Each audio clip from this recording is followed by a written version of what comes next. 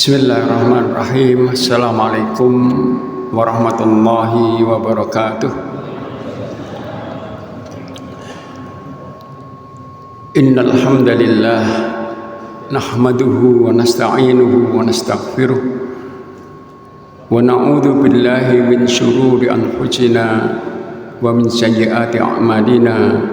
Man yahdihillahu fala mudilla lahu wa man yudlilhu fala hadiyalah.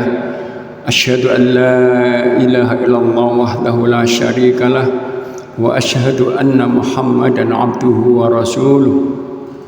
Allahumma salli wa sallim ala nabiyyika Muhammad wa ala alihi wa sahbihi wa man da'a bi da'watihi wa sara ala nahji ila yaumiddin. Amma ba'du, fa yaqulu subhanahu wa ta'ala fi muhammad tanzilih: Ya ayyuhalladzina amanu taqullaha wa qulu qawlan sadida yuslih lakum a'malakum wa yaghfir lakum dzunubakum wa may yuti'illaha wa rasulahu faqad faza fawzan 'azima. Para jamaah sekalian, bapak-bapak, ibu-ibu rahimakumullah, alhamdulillah kita bersyukur kepada Allah Ta'ala yang telah berkenan berikan kita banyak karunia-Nya, termasuk yang sedang kita nikmati bersama berupa taufik dan kemudahan Allah yang dengannya kita bisa berhimpun di rumah Allah yang kita cintai ini. Mudah-mudahan Allah senantiasa berkenan untuk meridhoi kita semua dan mudah-mudahan berkenan untuk mencatat upaya kita di rumah Allah ini sebagai bagian dari ibadah kita yang mudah-mudahan nantinya bisa menambah beratnya timbangan kebaikan kita insyaallah. Allahumma amin. Para jamaah sekalian, sebagai orang beriman tentu kita yakin tanpa ada keraguan bahwa kita akan hidup dua kali. Hidup yang sekarang sedang kita jalani bersama, duniawi sifatnya, yang kita tahu persis waktunya sementara, yang kita tidak tahu kapan akan berakhir hidup ini. Dan kehidupan kedua nanti, di akhir nanti, kehidupan yang kita juga tahu persis waktunya tidak ada batas akhirnya, abadi sifatnya. Ini ketentuan Allah yang tidak bersifat opsional, mesti akan jalan. Nah, dua kehidupan ini yang mesti akan kita ini mempunyai tabiat dan karakter yang berbeda dalam kaitan hubungan kita dengan Allah.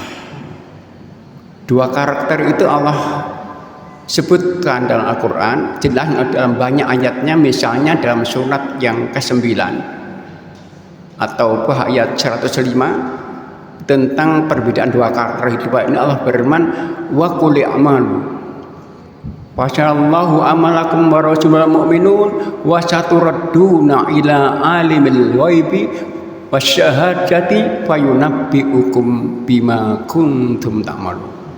Kata Allah, katakan Muhammad kepada umat, i'malu. Di dunia ini perintahnya i'malu, berbuat, beramal kalian. Maka Allah akan mengetahui itu.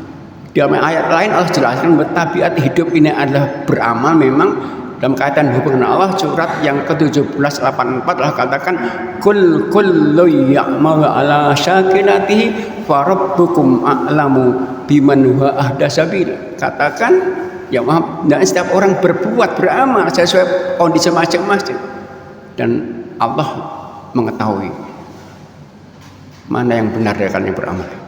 Jadi tugas kita, kewajiban kita kepada Allah beramal. Karena di akhirat nanti tidak ada lagi amal. Allah katakan, fayunabbiukum bima kuntum ta'malun. Di akhirat nanti akan diberitakan kepada kalian semuanya tentang semua hasil amal kalian. Sehingga dunia ini adalah waktu beramal, di akhirat nanti waktu kita menikmati hasil amal itu. Maka di akhirat itu hanya dua saja. Kalau enggak baik, ya buruk. Kalau neraka, ya surga, itu abadi. Dan ini semua ditentukan pada amal-amal dunia ini. Maka dalam nasihat baik dari seorang ulama, Imam Madhab Ahmad bin Hanbal rahimahullah, beliau mengatakan begini, ad-dunya daru amalin wal akhiratu daru jaza faman ya'mal huna nadimahuna. Dunia inilah waktu kita untuk berbuat, beramal. Di akhirat nanti waktu kita untuk menerima hasil amal itu. Maka siapa yang beramal dunia pasti di akhirat akan menyesal. Dan amal-amal dunia ini yang sementara, yang sebentar ini yang akan menjadi satu-satunya bekal untuk bisa hidup baik di akhirat abadi itu Allah sebut dengan istilah ibadah. Itulah karenanya Allah katakan dalam surat 5156, wa ma khalaqtul jinna wal insa illa liya'budun. Aku tidak jauhkan jin dan manusia kalau satu tujuan agar mereka ibadah di dunia ini. Artinya apa? Ayat ini menghendaki agar semua aktivitas hidup kita beribadah, apapun bentuknya, baik ritual atau non ritual, sholat kita, puasa kita, ya kan, kerja kita, cuma benar ibadah. Itu yang akan menentukan nanti. Nah, untuk kepentingan yang sangat penting untuk kita ini, Allah utus Rasulnya Muhammad SAW untuk menjelaskan bagaimana ibadah itu. Maka ibadah itu hanya dengan mengikuti dan bukan menciptakan. Ibadah itu dasarnya ilmu sebelum ibadah. Kaidah umum ini dalam ibadah, al ilmu qabla ibadah. Ilmu dulu baru ibadah. Maka ayat pertama turun kepada Nabi kita Muhammad SAW adalah Iqra. Sebelum turun kepada beliau ayat ibadah yang itu jauh setelah itu. Karena itu jamaah sekalian, dalam ibadah itu tidak dikenal istilah learning by doing. Dalam semua ibadah itu, sholat, puasa, zakat. Maka di Madinah dahulu ada pasar besar. Pasar ini membuat Nabi SAW berdampingan dengan pasarnya Bani Quraidah. Dibuat aturan oleh Khalifah Umar. Aturannya apa? La yabi'u fi suqina illa man faqih. Tidak boleh berdagang di pasar kecuali paham ilmunya dulu. Itu non ritual, muamalah, dagang, nikah dan juga apalagi yang ibadah-ibadah, sholat. Pastikan sekali lagi berilmu dulu, belajar dulu. Nah, karena itu para ulama mengatakan untuk ibadah ini yang itu bekal kita untuk hidup baik akhirat itu ada standarnya. Standar pertama, standar kebenarannya. Karena sebuah ibadah akan dengan benar secara syariat ketika memenuhi dua syarat saja. Tentu ini sering kita kenal. Syarat pertama, kesesuaian ibadah itu apapun bentuknya dengan aturan yang diperintahkan atur Rasulullah. Kalau dalam fikih dijelaskan ada syaratnya, ada rukunnya, ada wajibnya, ada sunnahnya, ada yang membatalkannya, ada makruhnya. Maka sebaik apapun amal kita, menurut ukuran kita, ternyata nggak sesuai aturan, tertolak. Dengan tegas Nabi dalam hadis Bukhari Muslim mengatakan, man amila amalan laisa la amruna fahuwa raddun. Siapa pun beramal ternyata nggak ada perintahnya dari kami, maka tertolak dia. Dan itu hanya dengan cara belajar saja untuk memastikan apa yang akan itu. Maka belajar menjadi kewajiban. Kata Nabi, thalabul ilmi fardhun. Belajar menjadi kewajiban. Karena dengan belajar kita memastikan bahwa yang akan kerjakan ada aturannya, bukan nanti. Itu pertama. Yang kedua, setelah kita pastikan amal kita sesuai aturan, maka syarat kedua agar ibadah kita benar yaitu kaitan dengan motivasi niat. Dan ini penentu keabsahan semua ibadah kita. Harus ikhlas. Nabi mengatakan di Bukhari Muslim, innamal a'malu binniyat. Kalau Allah mengatakan wa ma umiru illa liya'budullaha mukhlishina lahuddin hunafa. Dan mereka enggak perintahkan kecuali agar ibadahnya mukhlisin, ikhlas untuk Allah saja. Dan ibadah itu Bapak sekalian hanya dua jenis saja ibadah itu. Pertama perintah, kedua larangan. Maka saat kita puasa, sholat, pastikan niat kita di hati kita untuk menjalankan perintah Allah, itulah ikhlas. Saat kita hadas besar mau sholat harus mandi, pastikan saat mandi hati kita menetapkan saat mandi karena perintah Allah bersuci. Tapi kalau salah niat, ya rusak ibadah. Kita selesai ibu-ibu haid, lagi curug siang hari, panas-panas mandi niat agar seger, nggak ibadah. Sama saat kita dikasih orang lain makanan haram bagi kita nggak mau. Kenapa nggak mau? Nggak suka, nggak ibadah. Karena ini larangan Allah, aku tinggalkan Allah. Itu namanya ikhlas. Ibu-ibu sedang haid ini, kenapa nggak puasa bu? Harus niat meninggalkan larangan Allah. Justru kau puasa maksiat, kan larangan. Ini niat. Nah, ketika dua syarat terpenuhi, amal kita sudah sesuai aturan, niat sudah ikhlas, maka ibadah dikatakan benar sesuai syariat, sudah benar. Namun yang benar ini belum tentu sempurna. Dan Nabi mengatakan ibadah semuanya harus baik, nggak boleh sebisanya. Hadis Muslim Nabi mengatakan, innallaha katabal ihsana ala kulli syai'. Fa idza qataltum fa ahsinul qitnata wa idza dabahtum fa yudbahata fa yuhaddi 'ala syafrata wal yurih dapat. Kata Nabi, sesungguhnya Allah itu mewajibkan ihsan yang terbaik semua dalam semua amal apapun. Bahkan dicontohkan ibadah non ritual. Kalau membunuh yang baik, kalau menyembelih yang baik, bukti baik, prosesnya baik. Kata Nabi apa? Maka pertajam pisaunya. Kita ngorok sapi, kambing digorokkan, meskipun pakai pisau yang nggak tajam pun syari benar. Tapi kalau nggak tajam itu berarti nggak ihsan. Bahkan kata Nabi, buat hewan yang engkau sembelih itu santai, nggak capek. Nah ini ihsan dalam semua hal. Maka itu suatu saat Nabi pernah mengingatkan sahabat. Suatu saat ada seorang sahabat nama Abu Bakrah. Abu Bakrah itu ya rumahnya nggak jauh dari masjid. Tapi ketika belum merespon panggilan Allah untuk sholat, rupanya tidak responsif. Ketika Nabi sudah mulai sholat, dia baru berlari-lari ke masjid. Lari-lari. Sampai masjid, Nabi sudah rukuk. Maka sahabat yang takbir ikut rukuk.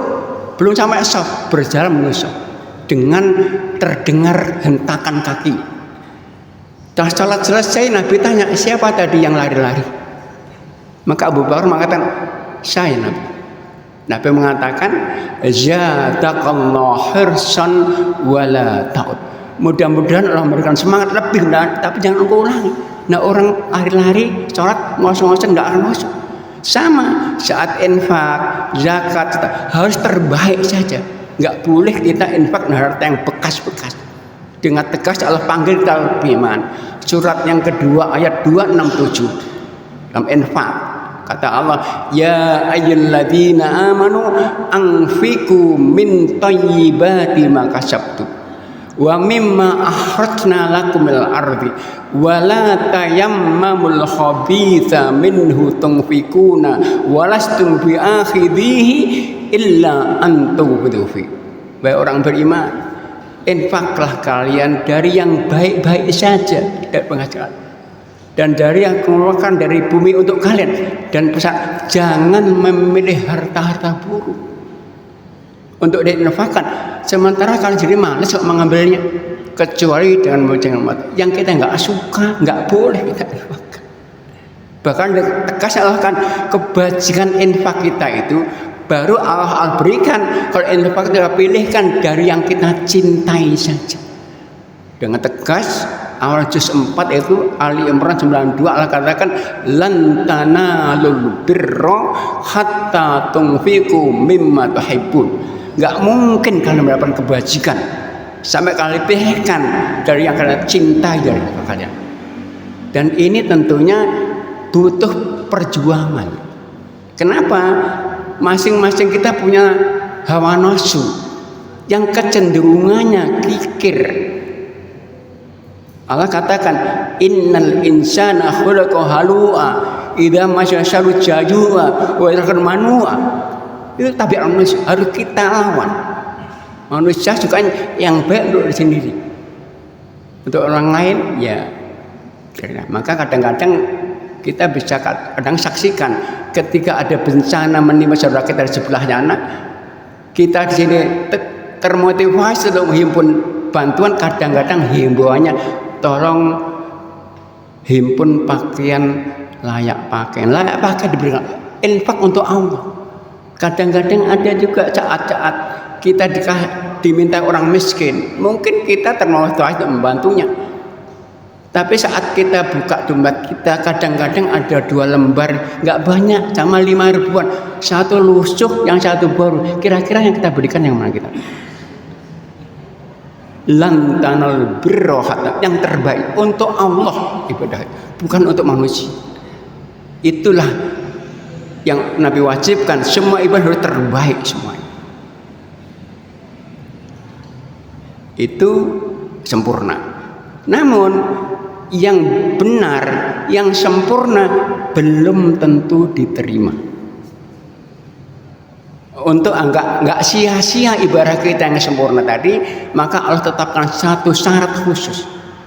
Allah abadikan dalam Quran surat 26 Asy-Syu'ara ayat 87, 88, 89. Dan untaian doa Nabi Ibrahim alaihissalam.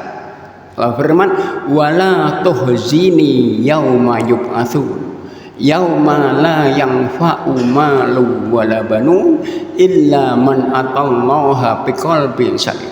Ya Allah, jangan kau hinakan aku di hari di mana manusia dibangkitkan hari kiamat nanti. Karena hari itu tidak ada manfaat apa-apa, harta, anak, kecuali yang modal dengan hati yang bersih saja. Jadi untuk diterima ibadah kita yang sempurna tadi, yang pastikan hati kita bersih. Kata kuncinya, bersih itu kaitan dengan hubungan dengan Allah dan hubungan dengan sesama. Jangan pernah punya masalah dengan Allah dan dengan punya masalah dengan sesama. Punya masalah dengan Allah, syirik misalnya, sia-sia ada. Besar atau kecil sama. Dan pastikan kita sudah terbebas dari dosa-dosa. Gak punya masalah, karena lawannya syirik itu syirik itu lawannya tauhid, lawannya iman kita, dasar hukum kita. Dan ini kadang-kadang sulit. Maka Nabi mengatakan syirik kecil itu syirik yang khafi, yang samar, yang kadang sulit dihindari, riya, summa. Karena kadang-kadang muncul tiba-tiba.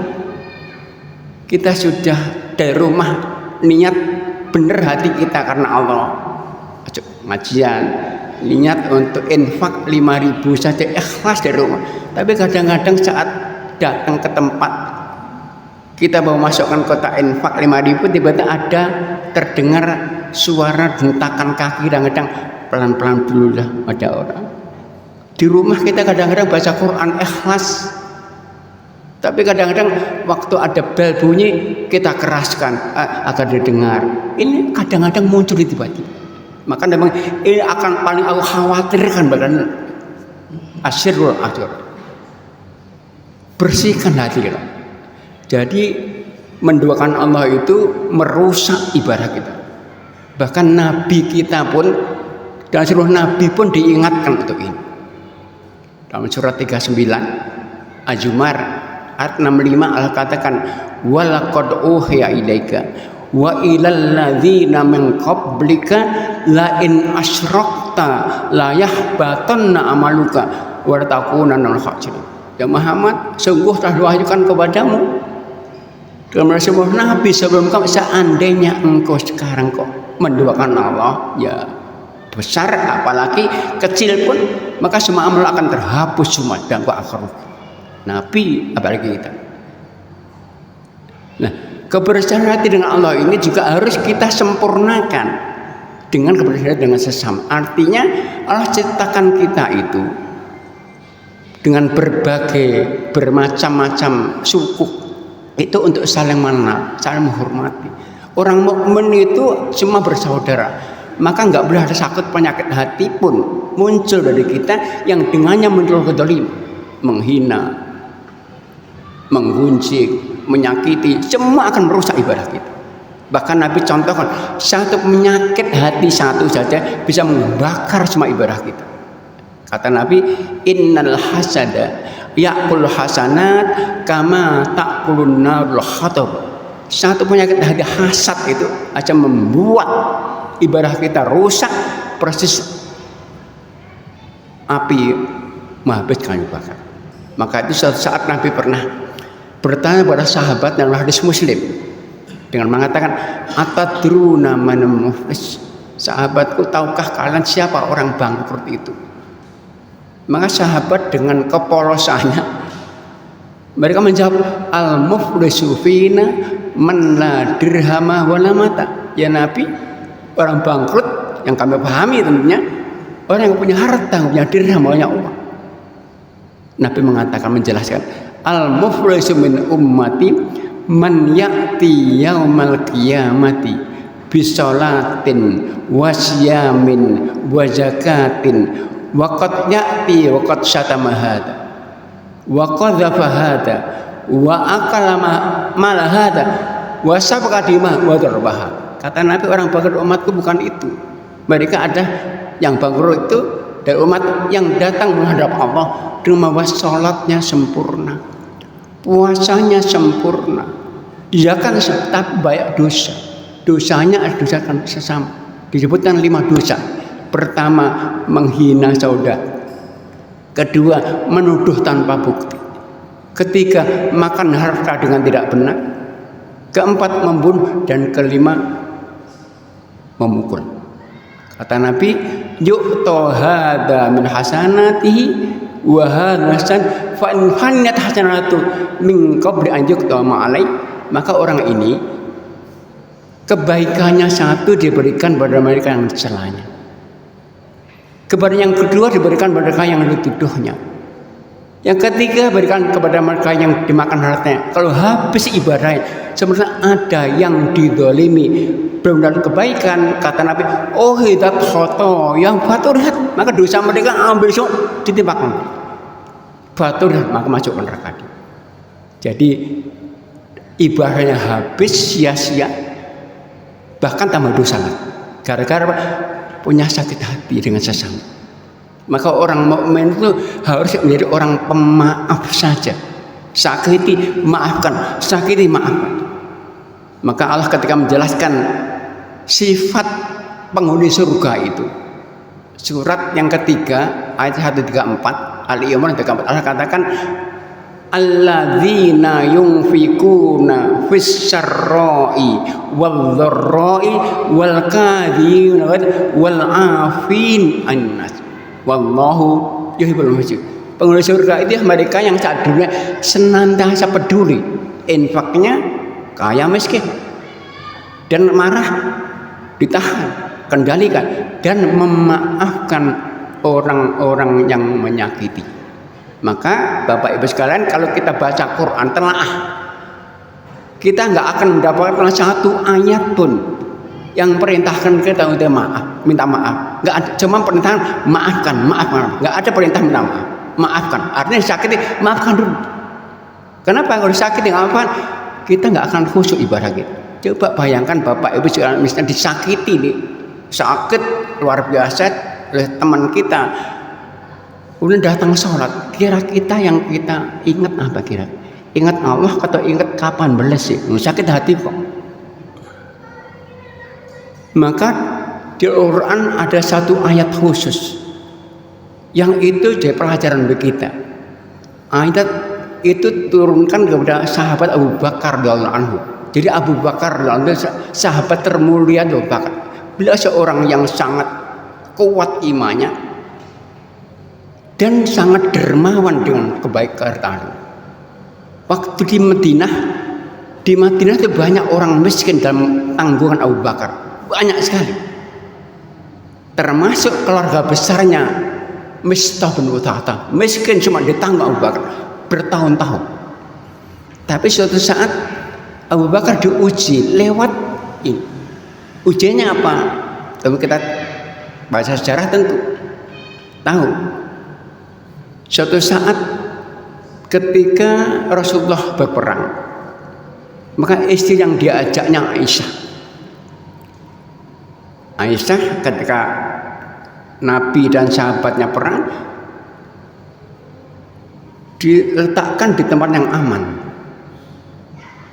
Aisyah di atas unta, di atas haudatnya, rumah-rumah unta. Rupanya ketika merasa aman, Aisyah turun dari untanya itu. Dan mungkin lihat dari keadaan atau kemana. Tapi setelah perang selesai, maka Nabi dan sahabatnya tidak sadar bahwa Aisyah tidak ada di atas untanya, karena rumah-rumahnya kelihatan ada hijabnya. Dibawalah unta Aisyah ke Madinah. Nah, ketika sahabat Nabi sudah pulang ke Madinah, Aisyah pulang dari tempat mainnya ke tempat di mana unta yang tadi ditambatkan. Ternyata sudah tidak ada semuanya.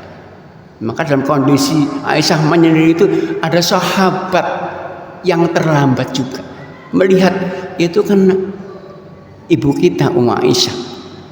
Akhirnya ya Aisyah, tolong Anda naik di unta saya akan tuntun ke Madinah. Yang pertama tahu ada orang munafik, langsung buat opini Aisyah berzina dengan sahabat fulan. Disebarkan di Madinah sehingga menjadi opini masyarakat Madinah, jadi viral di Madinah. Nah, ketika menjadi masyarakat, ketika sudah tersebar di Madinah, ternyata Mistah bin Uthata yang keluarga besarnya dijamin ikut Abu Bakar ikut menyebarkan fitnah, terpengaruh. Berita bahwa Mistah ikut menyebarkan fitnah itu sampai ke Abu Bakar. Abu Bakar marah tentunya. Kita pun kalau terjadi marah. Cuman marahnya Abu Bakar salah. Merespon keburukan dengan burukan. Apa responnya? Bersumpah untuk menghentikan nafkah pada Mistah. Gak boleh. Orang kaya gak boleh hentikan nafkah pada orang miskin. Untuk itu turunkan ayat khusus Abu Bakar. Surat ke-24 ayat 22. An-Nur. Itu ayat khusus Abu Bakar, untuk ingat Abu Bakar bahwa itu salah. Wala ya'taliul fadli wasa'limu ayyudul. Janganlah, kata Allah, orang-orang yang berkelebihan dan kelebihan harta untuk bersumpah enggak bernafkah lagi, berabad miskin. Muhajirin, kata Allah, wal ya'fu, maafkan Mistah itu salah mah dan lapang dada. Kata Allah ditutup ayat, ala tuhibbuna ayyuh, bukan engkau suka dosamu dihapuskan. Dosa Abu Bakar apa? Bersumpah menafkah dosa agar dihapus, maafkan dan lapang dada. Artinya dalam Islam perintah maafkan itu harus disertai lapang dada, enggak boleh ada kata tapi. Sama ikhlas tapi enggak ikhlas. Harus total, penuh, enggak benci lagi, enggak ngerundel lagi. Itulah sekali lagi kebersihan hati yang menjadi kata kunci agar ibadah kita yang sudah benar diterima Allah SWT. Maka ada materi yang mungkin sering kita dengar, tazkiyatun nafas, itu materi yang sangat penting sekali. Ada beberapa langkah-langkah syariat untuk berhati agar sekali lagi benar-benar kita mengenal Allah SWT bersih. Jangan sampai kita mati dalam keadaan hati kita kotor. Dan semua ibadah itu, Bapak sekalian, semua ibadah itu ketentuannya, nilainya diukur di akhirnya nanti.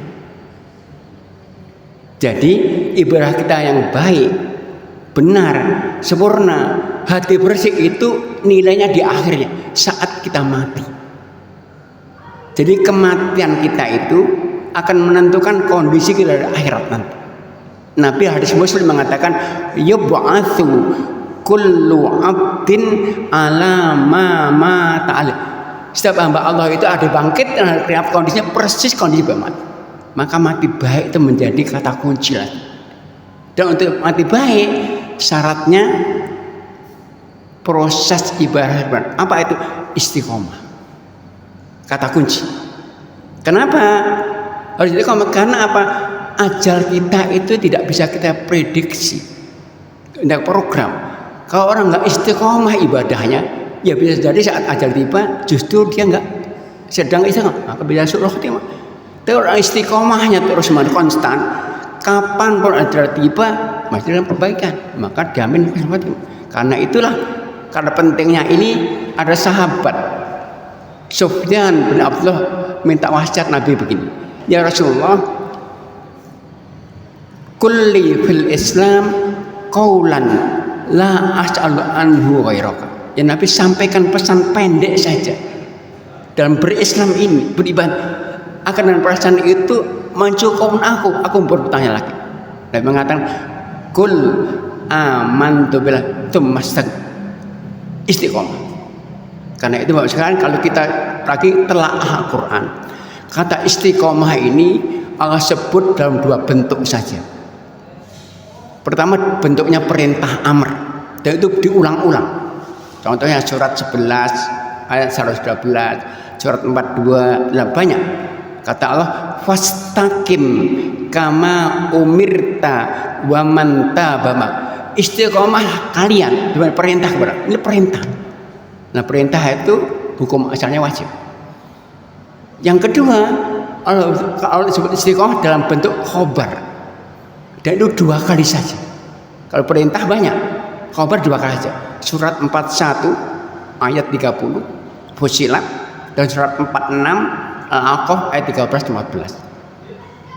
Allah katakan begini, innal ladzina qalu rabbunallahu tsumma istaqamu fala khaufun 'alaihim wa lahum yahzanun ulaika ashabul jannati khalidina fiha jazaa'an bima kanu ya'malun. Jadi Allah sebut kata istiqomah dalam bentuk kebiasaan, karakter ya. Khobar itu karakter.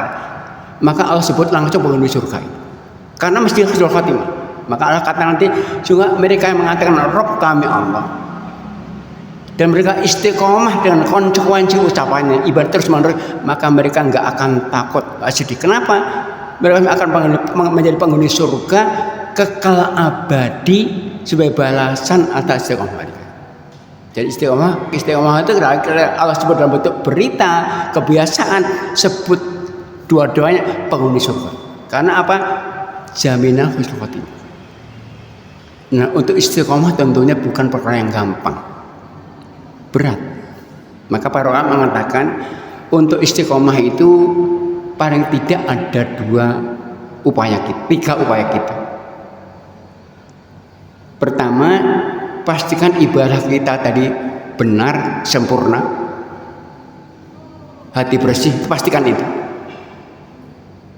Yang kedua, kondisi manusia sebaik apapun itu imannya fluktuatif.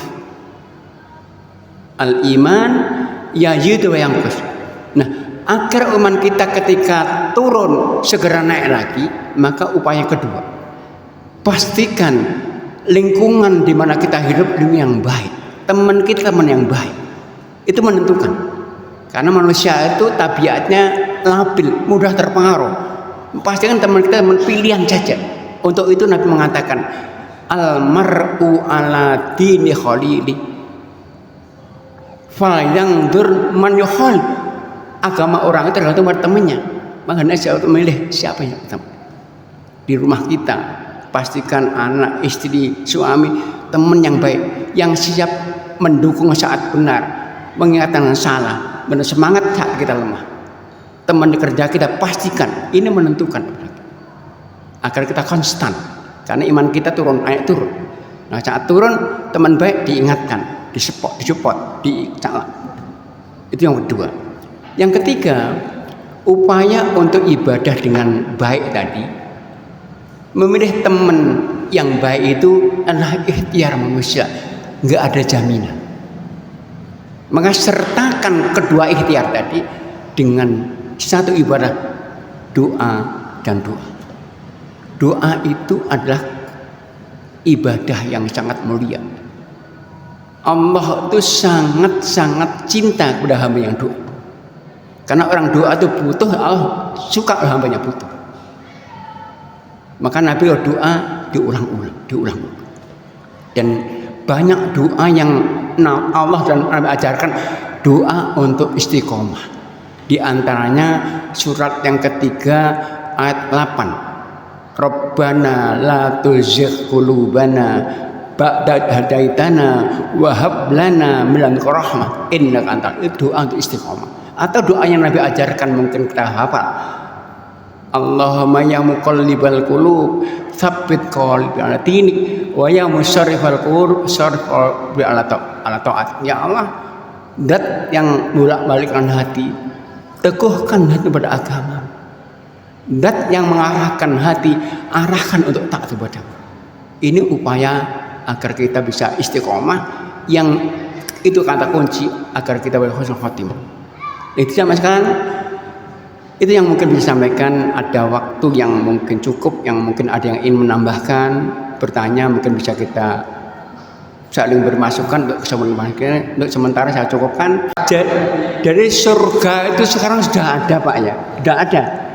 Cuman ketika orang itu meninggal, prosesnya Pak, itu nama alam barzah. Kalau kita alam kubur bahkan dikubur. Alam barzah itu alam pembatas antara dunia dan akhirat. Semua akan mengalami itu, meskipun dia dibakar mengalami itu. Nah, alam barzah itu ada nikmat, ada juga ada adab. Nah, itu di alam barzah. Baru nanti hari kiamat muncul.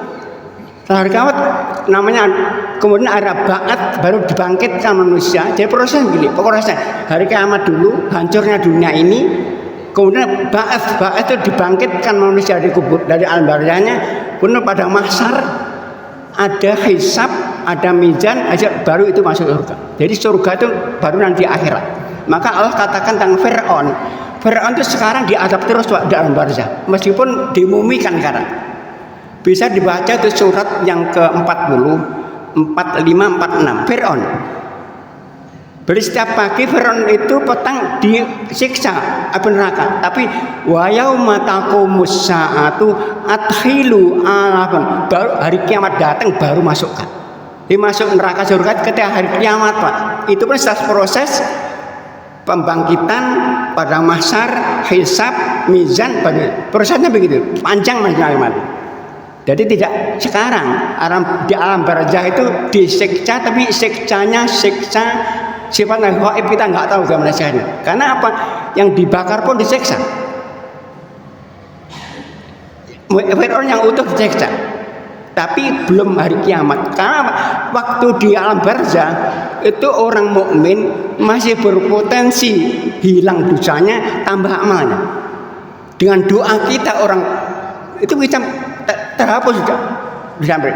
Dengan kita beramal atas nama orang meninggal, amal jariah mereka bertambah. Di alam barzah itu, Pak, kalau orang muslim masih berpotensi terhapus dosanya, bisa tambah amalnya. Orang kafir tidak mungkin. Barzah siksa terus, langsung nanti di akhirat neraka. Itu yang kedua tadi arwah. Jadi begini, Nabi itu pernah ditanya oleh orang Makkah tentang arwah. Nabi nggak menjawab, Pak. Langsung turun surat Al-Quran, surat 17 ayat 85. Wa yas'aluna 'anir ruh qulir ruhun aruh. Mereka tanya tentang ruh, gimana ruh itu gimana? Yang tahu Allah. Jadi yang gaib itu tahu hanya Allah. Kita nggak tahu turunnya ke mana, yang tahu Allah saja, Pak. Ya, apakah gentayangan atau setiap Jumat pulang, kita nggak tahu. Nabi saja, makan Nabi saya nggak tahu. Qulirhum amri Rabbi, urusan Rabb Muhammad, bukan urusan wallah bisa. Apalagi saya loh. Wallah bisa. Nggih, mungkin ada yang nambahkan atau cukup? Cukup. Baik, mungkin sementara itu tentunya ada khilaf, mohon maaf. Akhirul kalam billah itu. Assalamualaikum warahmatullahi wabarakatuh.